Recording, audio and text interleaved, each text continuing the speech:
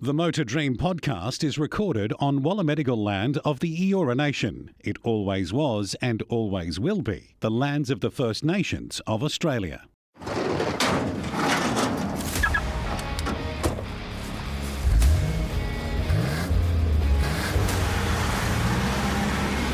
This is the Motor Dream podcast. Hello and welcome again to the Motor Dream podcast. Connor McNally with you, and I host the show where we can dream just a little about what our dream garage would be if money was no issue whatsoever.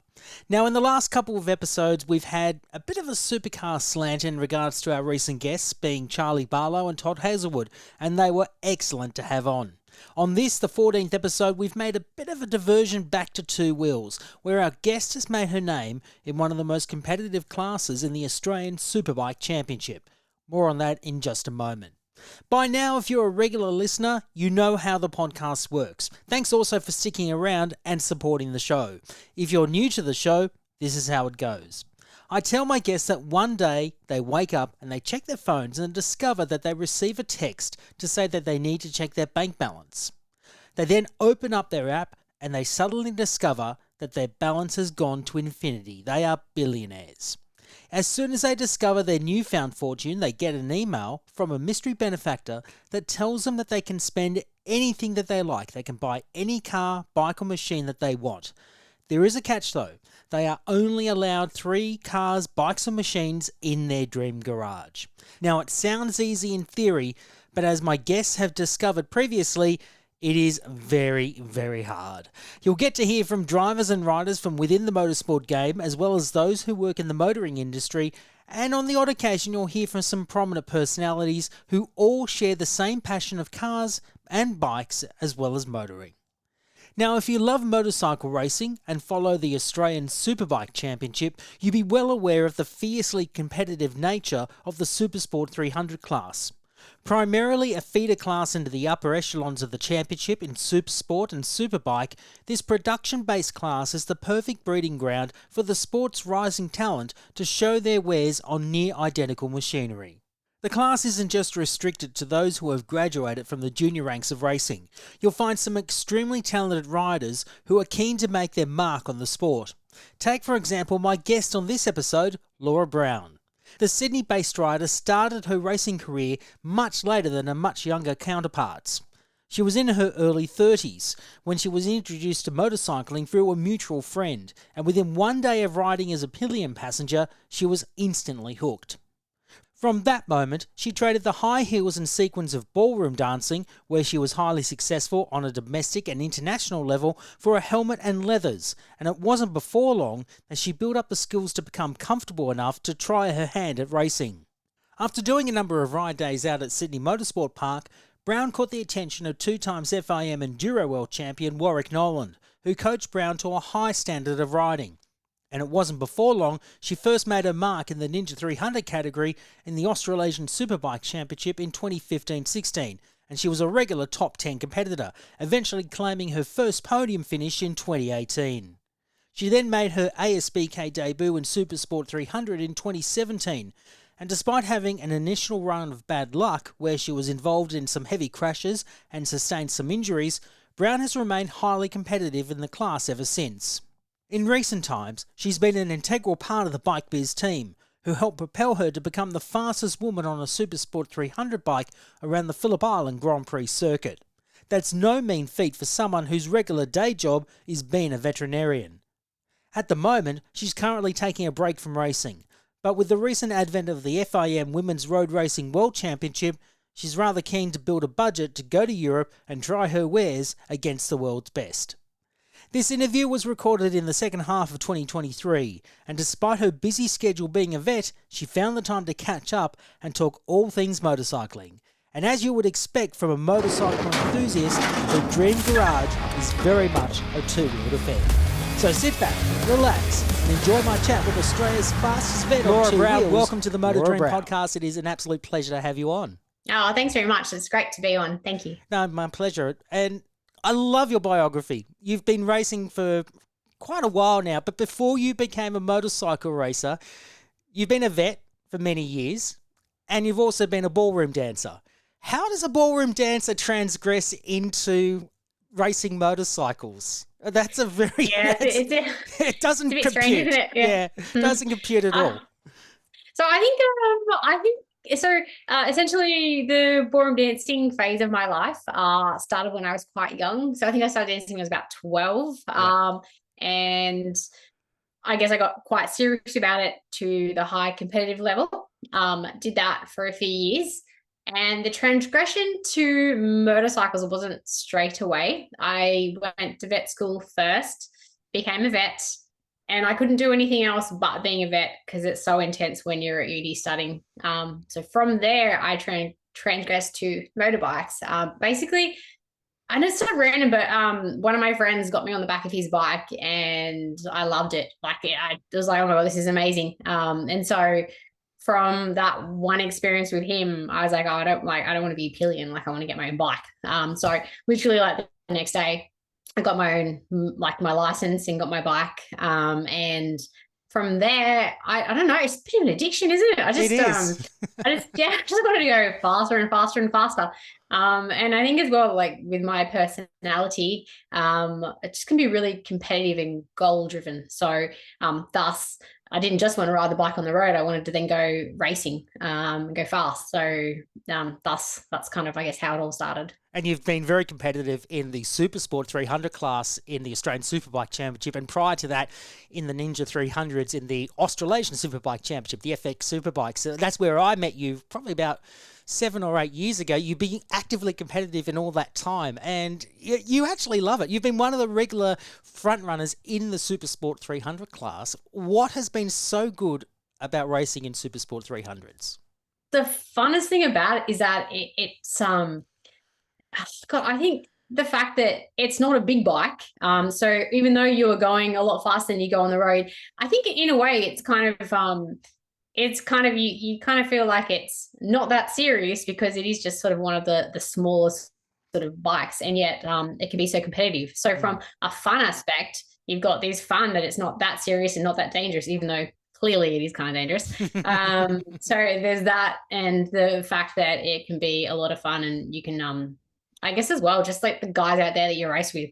I know a lot of them, and it's kind of, I don't know, I guess doing a sport together, but trying to beat each other. You do beat them quite well at the best of times. You have finished on the podium a couple of times too. So, you've managed to put some of the youngsters in their own place at the best of times. How does it feel when you actually get on the podium, you beat some of them and say, hey, I actually done pretty well? Yeah, I think it's, God, I think that at the end of the day, that's kind of why you keep pushing. Well, that's kind of why I've kept pushing, is just to get on the podium. So I think when you finally get on the podium, or for me anyway, especially with all my, I guess, halts with injuries, it's so rewarding. It makes it all worthwhile at the end of the day. Kind of, you think all the effort, the time. There's not just the track time. There's all the behind the scenes time as well, the training, the cycling, the dieting. Oh my God, it just overtakes your life. So then to be rewarded by being on the podium, it's definitely kind of just, and it's just a great feeling. I want to ask you, the injuries, which has been more harder? Injuries in ballroom dancing or injuries in motorcycling? That's a funny question. Okay, so I think the entire time, ballroom dancing, I think I got one fracture in my foot, which was nothing in comparison to motorcycle racing. I think at count, when I last broke my collarbone last year, that was bone break number 45. Wow. I know, it's crazy, right? Yeah. And there's a lot of bones we're talking, I don't know, 8 years, I guess. So think about it, you break a bone, then you need to have time off to recover, heal. So in the last 8 years, I spent a lot of that time recovering from injuries. So it's, it hasn't been always that great. Hasn't. But definitely dancing's much safer than motorcycle racing, that's for sure. You were competitive at a high level. I want to touch on your ballroom dancing a little bit. So much so, you actually appeared on Strictly Come Dancing, which was the show that Paul McDermott hosted back in the mid to late 2000s. So, as I said, that's what the reference to the Doug Anthony All-Stars, because Paul was a part of that. What was it like to be on television at that time, in front of a national audience, dancing and competing against people that are just as competitive as you are in a ballroom sense?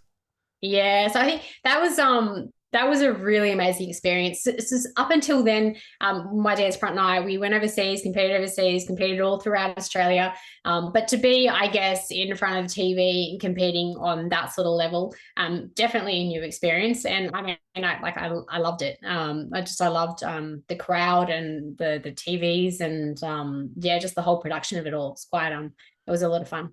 What was a highlight for you in terms of your career, other than being Strictly Come Dancing? Tell us some about your career highlights as a ballroom dancer. So probably, I'd imagine going overseas was a great experience.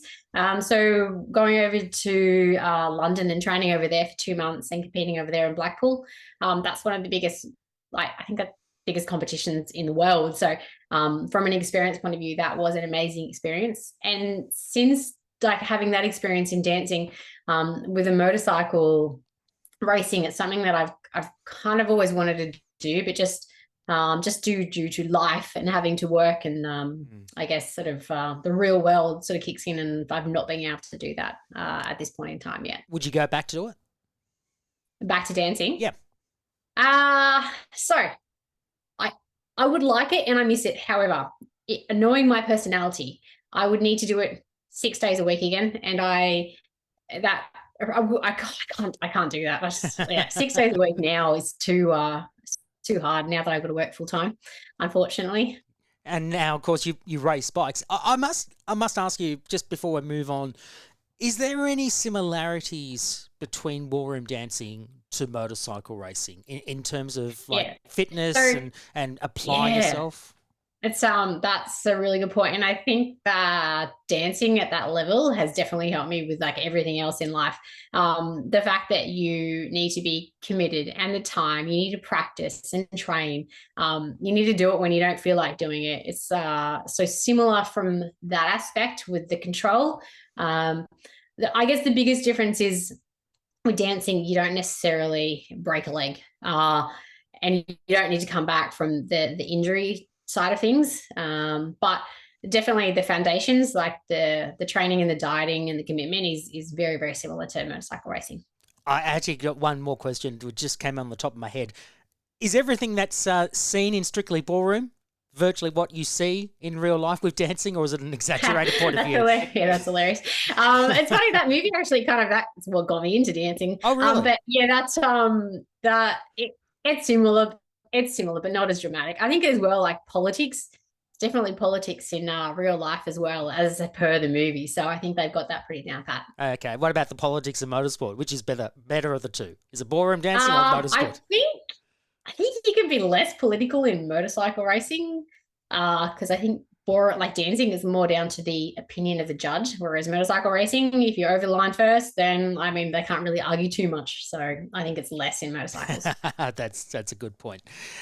Motorcycle racing, it's become a part of your life, and you said you got it on a bike, you loved it as a passenger, and then you went and bought your first race bike to do it. As I said, you've been racing the Supersport 300s for quite some time. And you started out with a friend of yours in Warwick Noland, who's raced internationally, an Australian motorcycle racer, and you raced under his tutelage. You learnt a lot under his guidance for quite a few years, didn't you? Yeah, he was amazing. He's such an amazing mentor and coach, not only on the track with, technique and racecraft, but really off the track as well, just with my mindset.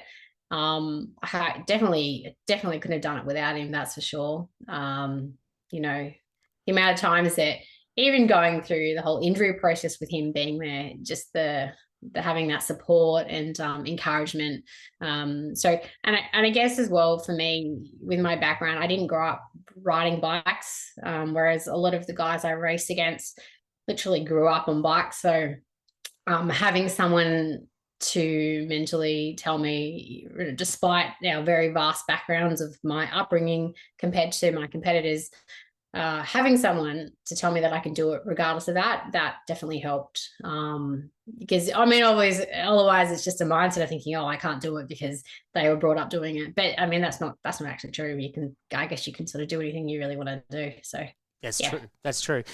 Unfortunately, it came to an end a few seasons ago where Warwick decided to go down a different path in life. But I know you look back with quite a bit of fondness on that time. What was the highlight for you during your time with racing with Warwick? to be honest, the highlight of my time racing with Warwick would be the days he would get on another R3 or Ninja 300, and we would train together. So have our own little races out on the racetrack. So that to me is the highlight of my time with him, was actually the track time I had with him, racing him. So yeah, that would be, I reckon that would be it. That's really cool. Since then, you've gone on to race with the Bike Biz organisation, Sydney-based motorcycle dealership. They've been involved in ASBK for many, many years, and you've actually raced with quite a few rising stars in the sport. Tommy Reynolds, or sorry, Tommy Edwards, is that right? I'm trying to think of the name. Yeah, Tommy Edwards, yeah. Yeah, Tommy Edwards. I'll get it right. Yeah. I was thinking Tommy Reynolds, Tommy Edwards. It's Tommy Edwards. Tommy Gunn, as we like to call him in the sport, who's gone off to race in Europe now. But you were his teammate last season, and Tommy's a very, very good rider. Did you learn a lot from him and how he applied himself during his time last year? Yeah, he was an awesome teammate to have. Like, he's such a naturally talented rider. He's so fast. So the fact, not only, the fact that he would, definitely help me out and give me tips, but he's such a nice guy. Like, he's just a nice person to be around. So having him as a teammate, definitely like helped, from a aspect of technically riding, and also just having a great teammate and personality to hang out with. And what about the team, the Bike Biz team? They're obviously very professional. They're very much dedicated to their craft. What's the good thing about racing for Bike Biz? Oh yeah, but yeah, they're awesome. They're such a good company. And I guess the person I had spent the most time with Bike Biz would be one of the owners, Mark Condon, who is an amazing person, and so supportive of the sport, in regards to, obviously providing with the bikes and the setup and all the support that he's given me over the last few years. So from that aspect, I think that the team is amazing and really professional as well. So yeah, definitely couldn't ask for a better team. Where did that relationship first begin between yourself and Bike Biz?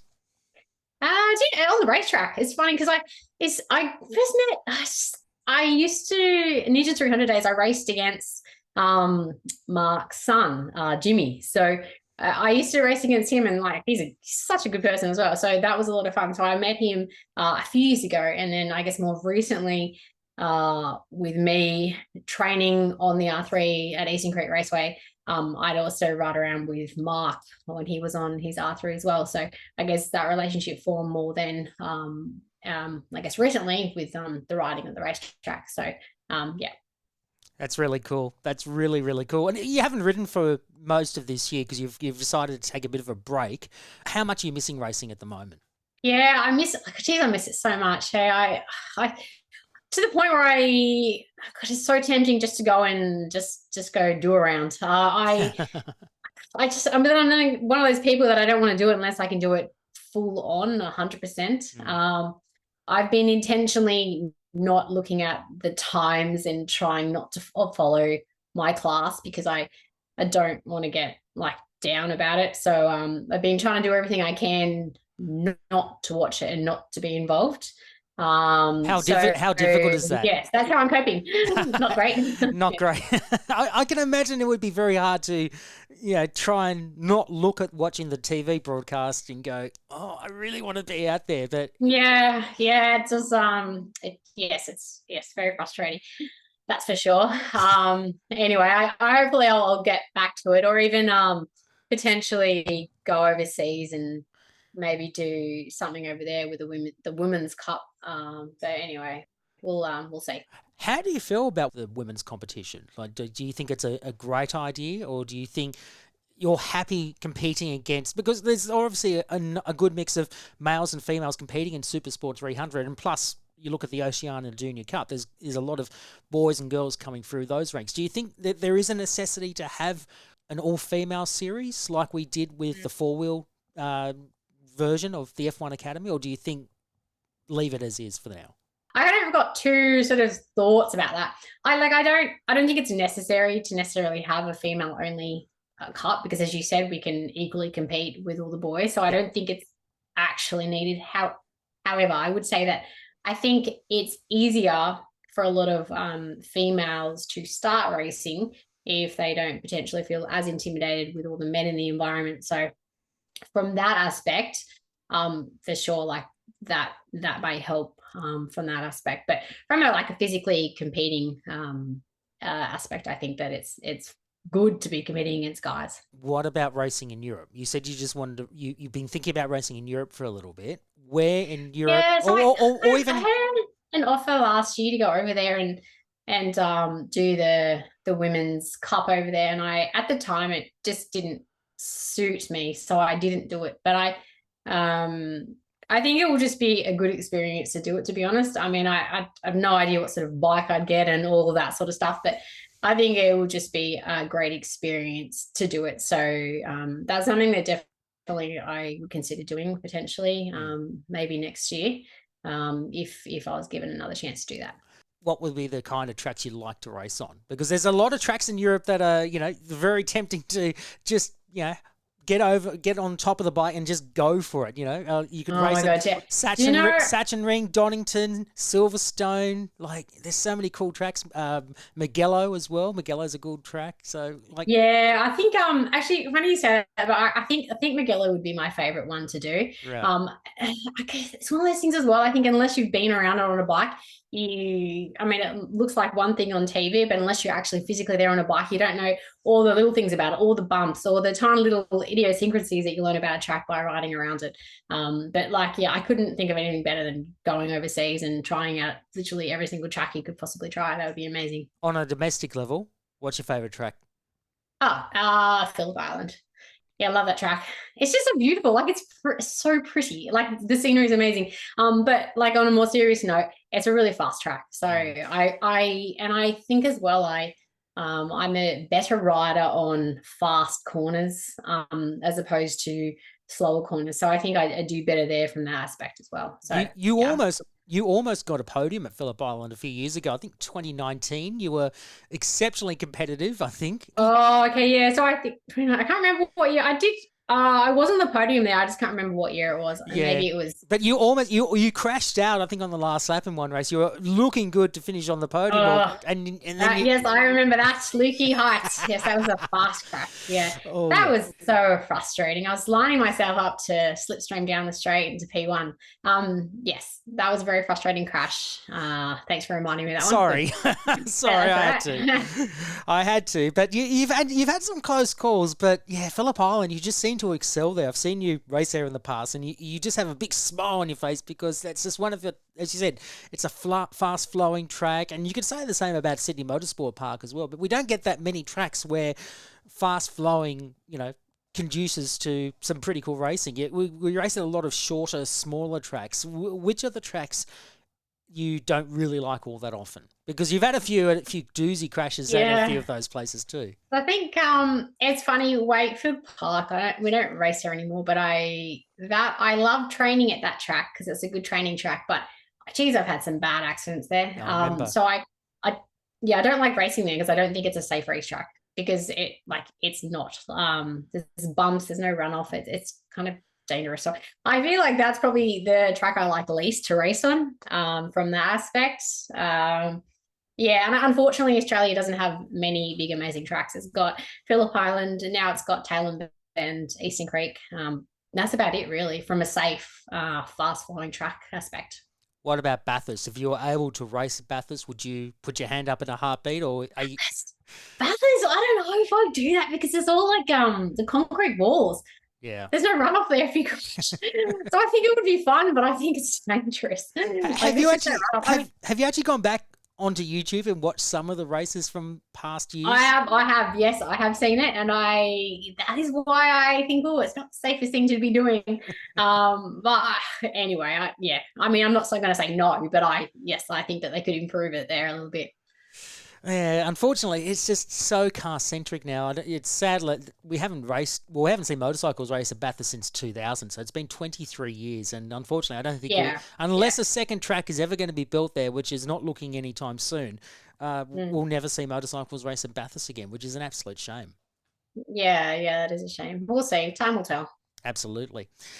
And what about moving up from Supersport 300s to a bigger capacity class. Has that been on the radar for a while? Yeah, so it's definitely been something I've been thinking of doing recently. Currently searching, like looking to avenues to do that.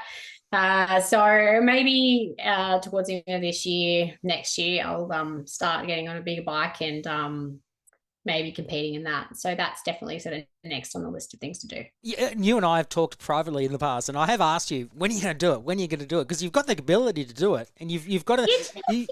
Yeah, I've just like literally I've been waiting to have 1 year on the 300s without a broken bone. Like that was my goal. I was like, right, I just want a year with no broken bones, just so I can see how well I can do in the class. And I just haven't had a year with no broken bones. So that is why I have not moved up yet for that one reason. So anyway, I've decided that it's probably going to move up anyway. Time to bite the bullet and jump up. You have ridden on a 600 bike before. I know that. You've told me. So you've raced on well, you've ridden on a Triumph 675, I think it is. And, yeah, that's right. Yeah, and you've also ridden on an R6. So which of the bikes would you choose if you ever moved up to Supersport? Yeah, so I think an R6. I think that suits me best after being on the few that I've been on. Suits my body shape best, and I like the way it feels. Not too dissimilar to the R3s. I mean, I guess clearly it's a lot more powerful, but like from that aspect, I think that would be my ideal bike. All right, I'm going to ask this question, and I know what the answer is going to be, but if someone asked you, would you race motor cars, like race four wheels? If you were forced to give up racing two wheels and you were given an opportunity to race on four wheels, yes or no? If I had the choice between a two wheel and a four wheel, I'd always choose the two wheel for sure. Yep. But if it was racing a four wheel or nothing, I mean, I think I'd be like, yes. Given the option of nothing or racing a four wheel car, I mean, yeah, the option would be yes. But the choice between bikes and cars, for me, it's an easy answer of bikes. What is it about bikes for you over cars? That's an interesting question because you obviously have much more of a passion for bikes than you do for cars. Cars are for you, I guess, in a general sense, a necessity. But bikes you have a very deep passion for, I can tell. I mean, maybe the simple answer is I've never raced in a car, so I actually don't really know what it feels like versus racing a bike. I mean, I guess from comparing it to driving in my car on the road to a bike, I love the freedom of a bike. Yeah. The fact that you don't have it's literally just you on the bike and your protective gear versus a car where you've got obviously all this protection around you. So maybe from that aspect, I mean, that makes me sound a bit crazy, but I don't know. I think that's probably the only answer I can think of. Oh, that's okay. That's a decent answer because look, I'm personally a car person and I don't think I could ever see myself on a bike or racing a bike. It's like too much for me. I've probably, if I've ever got offered an opportunity to do a 2-up ride with ASBK, I probably would say yes, but I don't know how I'd feel. It's like the sensations, like the senses would be an absolute overload for me because I've never been on a bike before. So I would be absolutely shit scared to go on a motorbike. Yeah. I think if you've never been on a bike before, then that would it'd be a bit daunting to go, yes, for sure. Oh, that's I don't know. Maybe I might be brave to do it one day, but I just don't know. I honestly don't know how I would react. But what was your? We'll have to get a camera in your helmet when you go on. Don't you dare! To see your reaction. Don't you dare! Yeah, actually, no, that would happen, and I think I'd be. I don't think I'd be screaming, but I think I'd just be holding on for dear life. That was probably my first reaction going in a race car. Doing laps around Oran Park, but that's a different sensation. I got used to it and I love it now, but I don't know how I'd feel on a bike, but I might enjoy it still all the same. I love the thrills and everything. What was the first reaction that you had when you first rode as a passenger on a bike? Was that reaction kind of similar? Were you scared? Were you excited? What was the reaction? You're definitely not scared, more just excited. I think I love the sense of freedom. And yeah, it's like as soon as I realized how much fun it could be on the back of a bike, I thought, oh wow, like it'd be so much better to be in control of the vehicle and not be sort of clean on the back. So yeah, I think just sense of excitement really. That's really cool. And through motorcycling, you met your partner, now your fiance, and Yeah. he also rides bikes and does some track days with you. How fun is it to do track days with Nathan, your partner, and just have a bit of fun? Yeah, having a bit of competitive rivalry with him. Yeah, it's a lot of fun, isn't it? It's a lot of fun, especially when I beat him. That's I don't know, it's the competitiveness, isn't it? Yeah, for on the same size bike, so I guess that's the competitive streak coming up. I think it's great, like if you with someone and you're a couple, you can do things together. Yeah. And then it's just the next level if you can be better than it, I guess. So yeah. Has he tried to help you get better as a rider, giving you some tips along the way, or does he just sort of stand back and just watch? He tries, but I don't know. I don't really listen that much to him. I don't know. Yeah, he's actually he's pretty good at working on the bike too, to be honest. So has helped me a lot from a aspect of helping on the bike. Change the wheels and stuff like that. So he's quite good at those things. How mechanically minded are the both of you? So I'm not mechanically minded at all. Don't not very good. I've tried, like I'm still trying. But I just feel like it's better to get someone that knows what they're doing, like to do that sort of stuff, as opposed to I should just focus on riding. That's what I've kind of decided.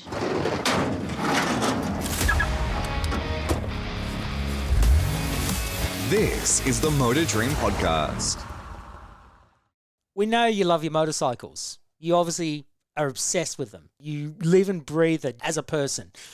But I want to know how deeply passionate you really are about motorcycles, and maybe just a tiny, tiny bit about cars. I think we'll focus more on the bike side of things, but we might throw a car question in there somewhere.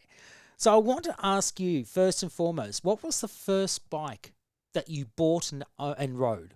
It was a Yamaha 125. It was a learner-friendly bike. Mm-hmm. I literally had it for 3 months, and then I sold it and got a Ninja 300 after 3 months because I was like, oh, this has got no power. And then literally, it's crazy fast turnaround for that bike. And then kept the 300 for a while.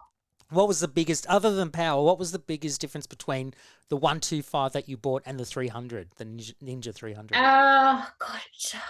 The Ninja 300 versus the 125. I mean, I guess the biggest thing was the tires. I mean, I think the 125, just from memory, had the smallest tires compared to the 300. But I guess this is going back like 8 years now. You're testing my memory on this. I remember one of the highlights of having the 300 was the fact that I could put a loud exhaust on it, and that was pretty exciting at the time because I just started riding bikes. I was like, "Sweet, I sound real cool now." A loud exhaust. What was your family's reaction when you actually bought a bike? Sorry, not great. I remember having this conversation with my dad, being like, "Hey, do you mind if I get a bike?" And he was like, "Oh, not really. I don't want you to, but just be safe if you do." And then I remember convincing my dad that racing was actually quite safe, which was just, when I look back on it now, I think, wow, that's ridiculous, really. My poor dad. Yeah. I think actually, to be fair, I think he's the happiest so far this year that I haven't raced. So really, at least he's happy, I guess. Yeah. Well, yeah, it might keep him happy. You won't be happy when you start racing again. So no. What about your siblings? Do they support you, or are they like, nah, I'm not getting... Yeah, do you know, I mean, to be fair, like they've actually come to a few races last year, and they really get into the whole support mode. So they love the environment and watching me race. But they are definitely happy that I'm not putting myself in danger as much now. So I guess it's a bit, positives and negatives about it. Do you remember the first time you had to change a tyre, be it on a car or bike? Do you know, it's funny. No, I can't actually remember the first time. There's been many times that I, at a racetrack, think, crap, I need to change my wheels. And I'm always nervous about putting one back in incorrectly than me going down the straight and falling out of something ridiculous. So there's been many times that I've had to ask people for help in regards to making sure that it's put in properly and all of that. So it's definitely not something I trust myself doing. Okay, fair answer. Fair answer. Who taught you how to ride? Well, when I first got my L's, stay upright, I did a lot of training with them. the days in California Superbike school. I must have done level 4 like 5 times when I first started riding because I just wanted to learn. Yeah, so I think all the schools that were around at the time, a lot of days at Sydney Motorsport Park I did on the South Circuit and the full circuit, just learning the basic technique of how to ride a bike pretty early on, just so that I would be as safe as possible and as fast as possible. One question I should have asked earlier, and I'll include it now. Did you watch motorcycles before you got into motorbike racing as a young person, or not really? No, I used to ride horses as a kid. It literally was like a completely new sort of skill to me. Was jumping on a bike. I guess it's similar to horse riding in a way. I mean, it's not, but it is. You got center of balance. You need to use your legs more than your arms. So from that aspect, it's kind of similar. But I mean, yeah, it was a pretty new experience for me to get on a road bike a bit later in life. Okay. It's a 2-part question.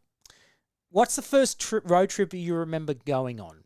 Firstly, in a car, and then your first road trip on a bike.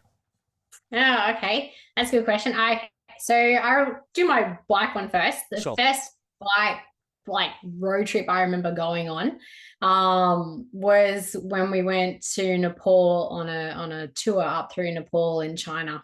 That's quite a big road trip, but that was an amazing journey just to see, I guess, another country, but also obviously the motorbike over there and going through the terrain that we had to go on over there. That was a really good experience on a bike. In a car, my first one would have been a family trip, I imagine, with my family. And the one that brings to mind is probably a family trip to the snow, that being a while ago now. And I don't even remember what car that was. I was a kid, so. That's fair enough. But that's a cool one. The trip in Nepal, was it something that you had planned to do, or was it just something that you did on a whim? You decided, you know what, I'm going to do this and just have an experience. No, actually, it's my brother organised the whole thing, to be honest. I kind of just was like, yep, tell me the dates and I'm turning up, basically. So he organised the whole thing with a tour guide company, which I think the safety standards over there are far from the safety standards over here in regards to bike and everything. It's crazy. Did that really make you nervous? More nervous than you'd ever been on a racetrack? Do you know what? Probably the most nerve-wracking thing about that trip was not for my own safety, but watching my father and my brothers and being concerned for their safety more than my own. Yeah. So I think that definitely was nerve-wracking, but for me personally, it wasn't too bad. Okay, that's cool. All right, what about car fads or bike fads for that matter? In terms of the bikes, people do suspensions up. They put trick suspensions on, or they put the big fat exhaust, which you did in your case when you got your Ninja 300. Yeah. Or car fads like stick figures on the back windows of the cars, or personalized number plates. Yes or no to them?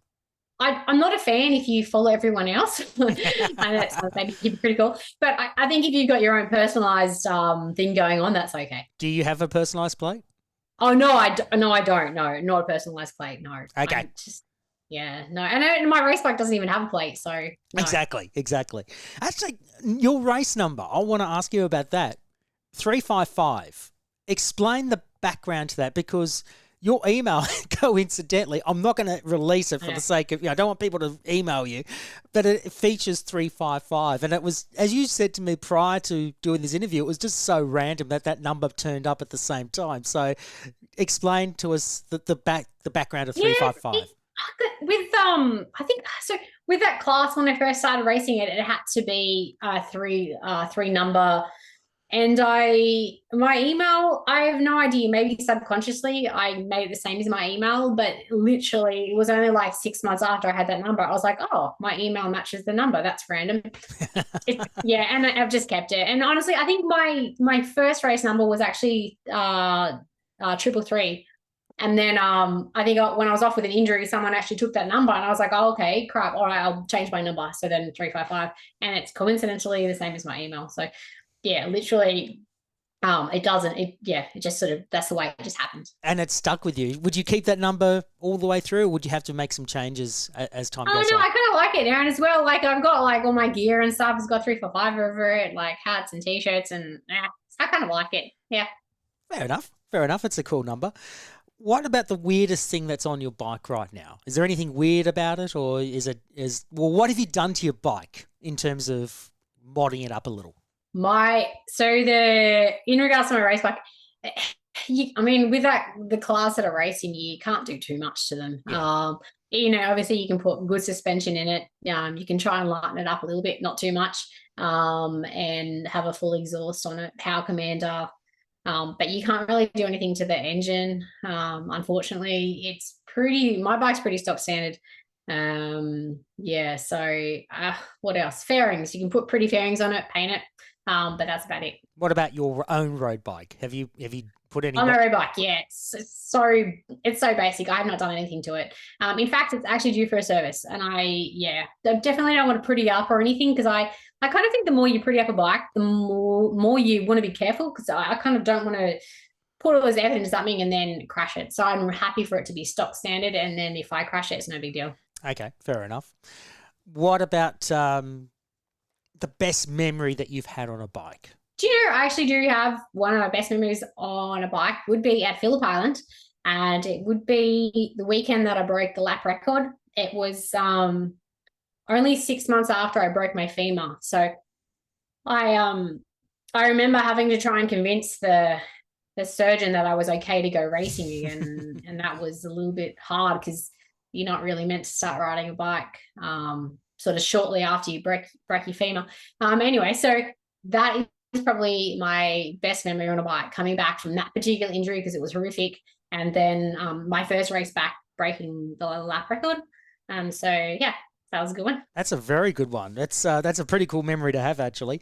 What about rider safety? Do you think in this country we need to do more to improve rider training, rider safety? I know there's a lot of rider training courses at places like Sydney Motorsport Park, at the Bend. A lot of racetracks have these dedicated courses. But do you think we need to invest a lot more into rider safety, as much as we need to put more money and more investment into driver safety? Yeah. Okay. So I absolutely agree. I think from both racing aspect and even road aspect, there's so many unnecessary accidents that happen because people don't know what to do in a panic situation on the road. And in regards to race aspect, I think that it would be really beneficial if there was more education for young riders on what not to do on the racetrack. For example, T-bone people, like just stupid things that people get hurt from, that could be avoided if they had a little bit more awareness and a little bit more training. One more question. Eating in cars. I know eating on bikes is probably impossible to do. Is it a yes or no for you? So eat on a bike? Well, eating in a car. Right. Because I can't eat on a bike. No. Eating in a car.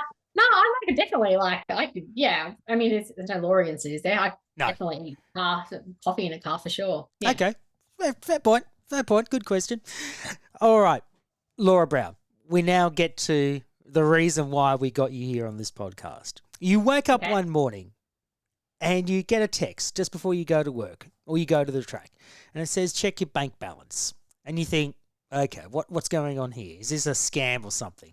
But then you check your bank app just for the sake of it, and you discover that your bank balance has gone to Elon Musk infinity type levels. You've become an instant billionaire. So you're shocked. Exactly. And then you get an email from this mystery benefactor, and it tells you can buy any bike, car, or machine, but you're only allowed 3 in your dream garage. So with that in mind, what would be the first car, bike, or machine in your dream garage? Now, I have a feeling it's going to be all bikes, which is totally fine. So it's all yours. So I think the first one that I couldn't even imagine riding, which would be so amazing, would be the Ducati Panigale currently. So I couldn't even imagine riding that. So I think that would definitely be number 1 on the list for me. The V4, the V4R or the V2? The V4R. I love it. It's a cool So I bike, think, and that is a cool bike. oh yeah, like the power. I just couldn't even imagine what that would feel like. So having that GP spec bike ready to go, that would be amazing. That yes, is really. I would really want to ride that on the racetrack and see what it would feel like. I just couldn't even imagine what that would be like. Would you ever so I want? reckon that would be my number one.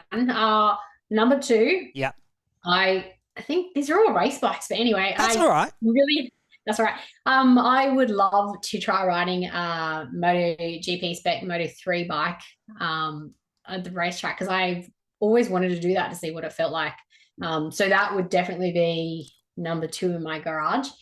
Number three, I think because I've raced here with ASBK and the Supersport 300, I've always really wanted to try what a world spec would feel like compared to what my bikes have felt like. So I would really also like to try, or I guess own, a world Superbike spec R3 just to feel the difference. Oh, okay. What are I want to touch on that before we look at anything else. What's the difference between the World Superbike Spec R3 to ASBK? What's the main differences? I think from my understanding is that it has more power. Basically, it's more power. So there's things that you can do to the World Spec bikes that you can't do over here. So I think seeing the different or feeling the difference with the power ratio, that would be quite amazing. Okay, that's really cool. I want to go back to the Ducati V4R. Now, would you ever see yourself riding one of those bikes? Have you been tempted to actually jump on and actually just go for a ride, or are you too scared to even consider it?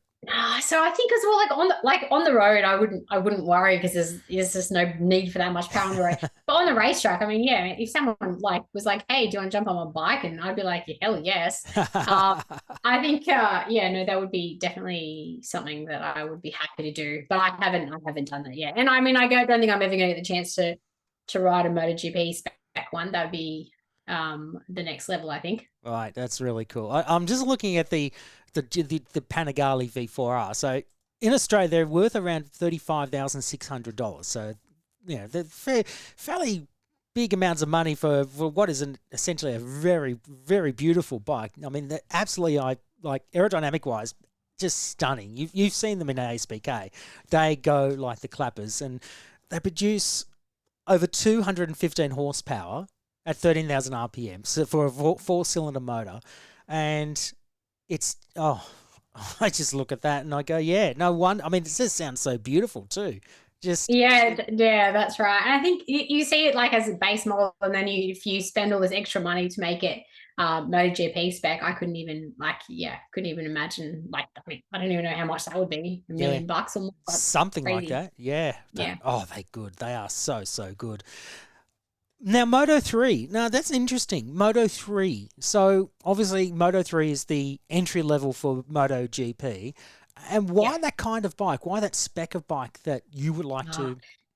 I think for me, the main reason I would love to try like a MotoGP spec one would be because it is the entry level. And I think it'd be interesting to compare that size bike to the Supersport 300 bike. I mean, I imagine they feel completely different, but I think just because it's, I guess, similar size from that aspect, I think it would be really, really interesting to try it. Okay. And what particular bike would you like to ride in Moto3? That's a good question. I think the Yamaha, only because I'm a Yamaha fan, would be good. Okay.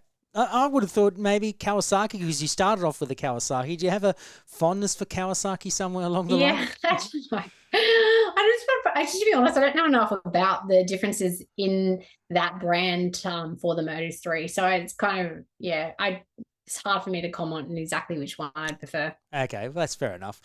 And the R3, well, that's self-explanatory. You do have a fondness for Yamahas, I can tell. So, yeah, but that's not too bad. That's actually a pretty good garage. All bikes. Yeah. Well, thank you. Let me know if there's anyone giving away a lot of money. And well, hey, You never know. But a World Superbike Spec R3, which is fairly cool. A Moto 3 bike, Yamaha, of course. And, of course, the Ducati V4R. Look, that's pretty decent. I know when I approached you, said, I don't know if I'm going to have any cars in my garage because I don't have any cars in mind to have in my dream garage. And I said, no, don't worry. We're happy to have bikes in there. So, but is there any other bikes that you thought of, you considered wanting to have? That's a good question.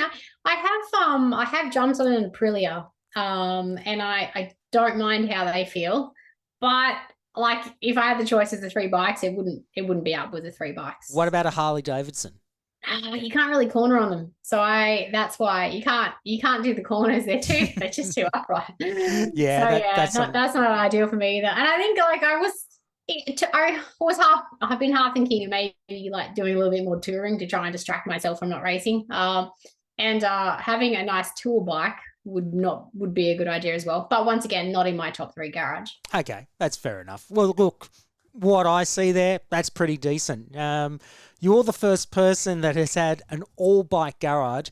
Very impressive. Obviously, very MotoGP ASBK centric, which is pretty cool. And I've got no problems with it. That's a pretty cool garage. Okay, I'm glad.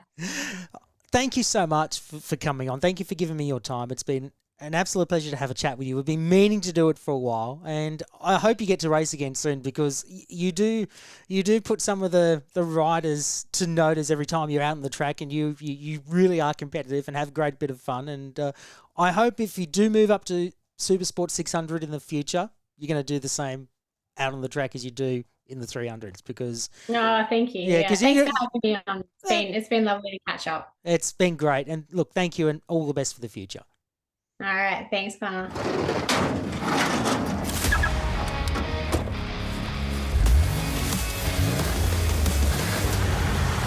Laura is very much passionate about her motorcycling, and although she's missing being on the track at the moment, she'll be watching the upcoming FIM Women's Road Racing World Championship with a keen interest when it gets underway in June at the Misano circuit in Italy. Speaking of which, the Australian flag will be flying high on the grid at the opening round, as Taylor Ralph will be taking on the rest of the world on her Yamaha R7, so I'm quite sure Laura will be working exceptionally hard to get the budget required to obtain her place on the grid in 2025. We wish Laura the very best of luck in her future endeavours. You can follow Laura on Facebook, Twitter and Instagram, and we've put the links up in the show notes, which are also available on the show page of the Motor Dream Podcast website. As always, make sure you follow the show on all the socials with the handle The Motor Dream, which is also the hashtag, and head to the show's website at themotordream.com.au, where you can listen to all previous episodes and find show notes and information on the show and the guests that appear. Don't forget to like and subscribe on wherever you listen to your podcasts, and leave a review also, because that's how we keep improving the show and it helps attract new listeners to the podcast. Thank you for listening as always to the Motor Dream Podcast, and until next time, remember to drive, or in the case of those on 2 wheels, to ride safely out on the roads. I'm Connor McNally. See you next time. Thanks for listening to the Motor Dream Podcast. This series is proudly produced by Beast Productions.